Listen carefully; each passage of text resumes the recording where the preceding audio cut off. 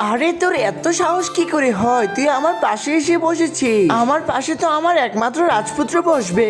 মা আমাদের দুই বোনের সাথে এমন কেন করে? একদিন যদি মা আমাদের জায়গায় আসতো তাহলে বুঝতে পারতো কেমন লাগে। আরে আপু, এটা তো সম্ভব। চলো আমরা মাকে আমাদের জায়গায় নিয়ে আসি। এই জাদুই আয়নাটা সবকিছু করতে পারে। হ্যালো বাচ্চারা, তোমরা কি খাবে?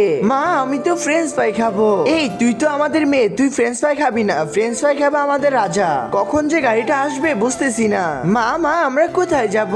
আসেন ম্যাম, আমার গাড়ির সামনে এসে একজন বসে যান। এই তুই কেন সামনে বসলি? সামনে বসবে আমার রাজকুমার, আর তুই বসবি ডিক্কিতে।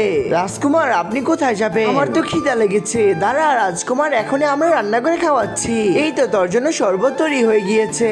মা আমার না শীত লাগতেছে। শীত লাগলেও কিছু করার নেই, তুই ওইখানেই বসে থাক। বন্ধুরা, তোমাদের মাও কি এতটাই খারাপ? তাহলে কমেন্ট বক্সে লিখে দিয়ে যাও। আর যদি তোমার মা ভালো হয়ে থাকে তাহলে ভিডিওতে একটা লাইক করে চ্যানেলটাকে সাবস্ক্রাইব করে দিয়ে যাবে।